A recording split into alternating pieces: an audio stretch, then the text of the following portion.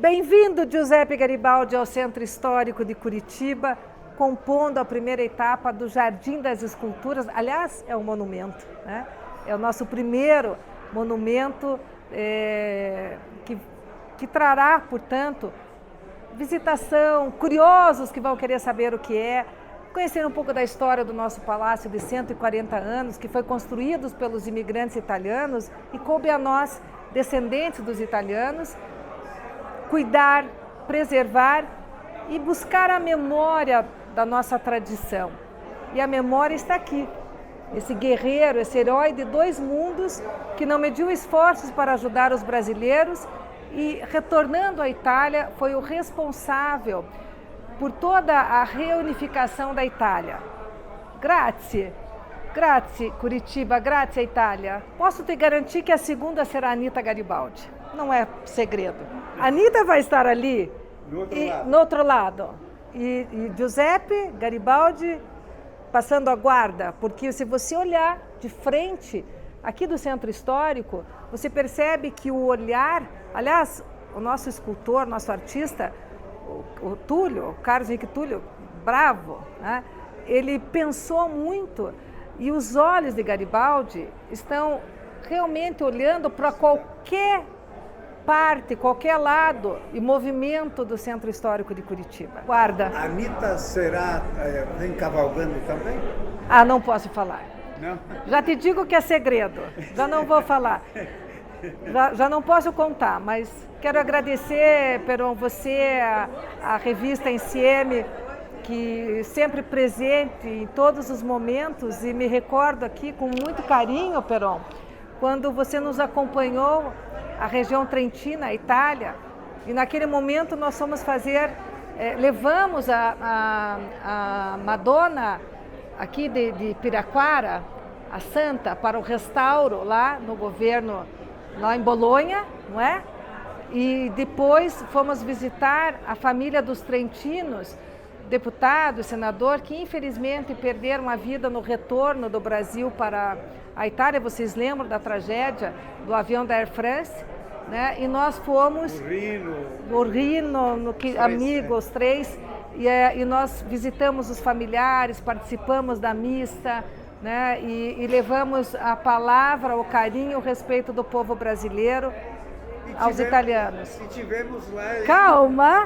A Borghetto, no Alto Adige, da onde saiu mio nonno Paolo. Tu ricorda? Sì, sì. È stato tutto insieme lì, né? per vedere, foi muito emocionante eu chegar à cidade dos meus avós, dos meus nonos, do meu pai, da minha nona, da família Borghetti, da família Fim, dos Granzotto, dos Esteve, enfim, né? Foi uma honra muito grande conhecer e cumprimentar os primos e você junto. E me lembro, Peron, que quando chegamos a Borghetto, o sino da igrejinha daquela cidade tão carinhosa, piccolina, começou a tocar. Foi de arrepiar. Mais alguma novidade nesse fim de ano aqui na Garibaldi? Claro, já vamos convidar a todos. Anota aí. 19, 20 e 21. Ópera de Natal aqui no balcão do Palácio Garibaldi. São 3 noites de ópera, com os tenores, soprano. Uma belíssima apresentação de Natal para todo o povo curitibano, paranaense, aos turistas que aqui chegarem, será um prazer recebê-los. Agora com o Garibaldi a cavalo. Agora com o Garibaldi a cavalo. Próximo ano, dopo, Anita, va bene? Agradeço a todos que estão nos homenageando hoje, nessa noite belíssima na Sociedade Garibaldi. Mas gostaria de acentuar alguns parâmetros da coleção da Sociedade. Começando por essa belíssima litografia, que é uma litografia original de época. Para quem não conhece, é um trabalho realizado em pedras de sedimentação calcária. Então a Sociedade Garibaldi possui um acervo gráfico fascinante. A segunda peça que eu gostaria de mostrar é a que está lá na frente. Pode me acompanhar? Este é um dos trabalhos mais importantes do acervo da Sociedade Garibaldi, pois é diferente da obra que vimos anteriormente, que era uma litografia, que é mais contemporânea. do século XIX, já, o início do século XIX. Isso já é uma gravura do século XVIII. É uma água forte, feita em chapa de cobre e que tem um valor imenso, porque ela tem as circunstâncias que identificam a qualificação e a qualidade da obra, que foram impressas na Itália, estão registradas aqui, nesse tomo. Eu considero uma obra, uma das obras mais importantes do acervo da Sociedade Garibaldi. Isso é inacreditavelmente perfeito. Se você mostrar a imagem do Garibaldi,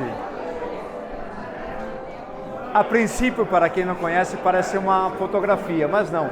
É um desenho executado por um artista, que é transposto para uma chapa de cobre e depois entalhado com buris, que são instrumentos que retiram, sulcam a chapa e vão depois, quando você entinta, eles agregam. Se você observar profundamente, você vai ver que essas linhas, elas têm volume, porque o sulco do buril traz o volume da construção do desenho. Então isso é obra de uma importância incrível que nós temos aqui na sociedade. É um processo chamado gravura em metal. Vamos para o cavalo? Vamos lá. A construção dos processos de esculturas equestres no mundo, elas remontam à estrutura e historiografia romana. São os romanos que circunstanciam pela primeira vez a construção de homenagens a heróis sobre um cavalo. E os romanos, eles têm um organismo, digamos, um cânone, que é a forma como você representa o homenageado sobre o cavalo, vai dizer como ele morreu ou viveu sobre uma batalha. Então aqui no caso, nós temos o Giuseppe Garibaldi sobre uma égua, que é a última égua, chamada Marsala, e que ela está com as 4 patas no chão. Por quê? Porque a tradição romana, a iconografia romana traduz que quando um cavalo está com as 4 patas no chão, é que o homenageado não morreu durante a batalha. A iconografia romana traduz que quando uma das patas do cavalo está levantada, é porque ele foi ferido durante a batalha. E quando ele está com as 2 patas levantadas da frente, ele foi morto na batalha. Então, se nós observarmos as esculturas equestres romanas, que mostram a Anita Garibaldi, por exemplo, ela está com as 2 patas levantadas, o que é uma questão extremamente correta, porque ela foi morta durante uma guerrilha em Roma. Então, a minha intenção, que é baseada na escultura de Milão, na última escultura equestre de Milão, sobre Giuseppe Garibaldi, ele está com as 4 patas no chão. Giuseppe Garibaldi já construiu seu território nos 2 mundos, como se chama, herói dos 2 mundos, e ele está tranquilo, sentado, observando o centro de Curitiba, onde é seu lugar agora de origem. Essa tranquilidade também tem uma simbologia. A tranquilidade tem seu preço. Seu preço? E o preço é a história desse personagem.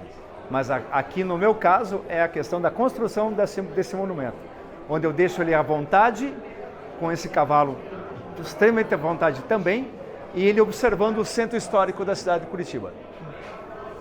Tem algum significado observar o centro histórico?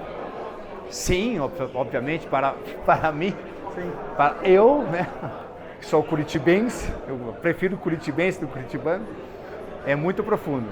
Que você vai ter um autor que é o cara que dá os limites do território italiano e vai ajudar em toda a batalha contra o Império Brasileiro, na época da Guerra Farroupilha, né? E vai trazer até hoje circunstâncias de luta e de direitos dos povos que habitam esse território no sul da América.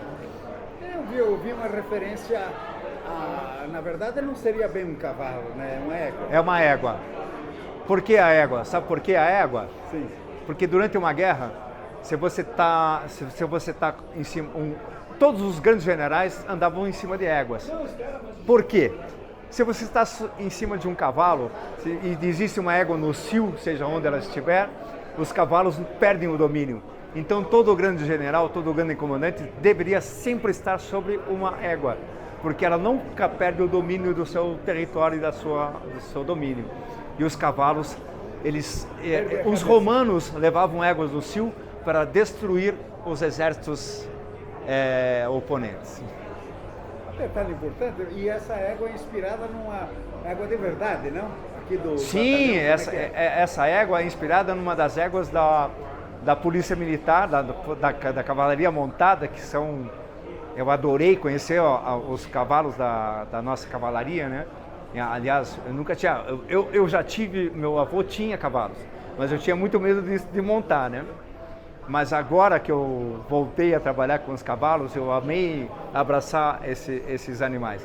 E a égua na qual me baseei para a construção desse monumento é uma égua branca, já um pouco idosa, da cavalaria montada. Eu não vou te dizer, eu não lembro o nome dela agora, mas é um animal supremo, é gigantesca, assim, maravilhosa. É a técnica que você empregou para essa escultura? Como é que... Essa técnica é extremamente contemporânea, é uma técnica que trabalha com elementos de construção de estruturas de aço e depois de resinas de altíssima densidade. Tá? É um trabalho muito contemporâneo. O meu auxiliar na construção do chassi desse trabalho é um dos maiores cenógrafos brasileiros ou do mundo, que é o Leopoldo Baldesser. Então, a gente está com um time muito grande. A questão do figurino foi feito pelo Ranieri Gonzalez, que é um super ator global, um super figurinista, e que a gente conseguiu conceber. E, na minha opinião, isso é mais do que uma escultura. Isso aqui é praticamente que um teatro fixo. É uma exibição estática, porque ele foi projetado para que as pessoas vejam lá de baixo da rua. Ele não foi feito para ser visto aqui por onde nós estamos. É um projeto que foi feito para o público curitibano observar. Tá? Exemplar único? Um exemplar único. Não vai haver reprodução? Não existe reprodução desse trabalho. Esse material não vai enferrujar, então? Ele não enferruja, ele tem uma durabilidade. Os automóveis mais contemporâneos são todos projetados e feitos com esse mesmo material que eu estou usando aqui. Então, isso que eu te falo.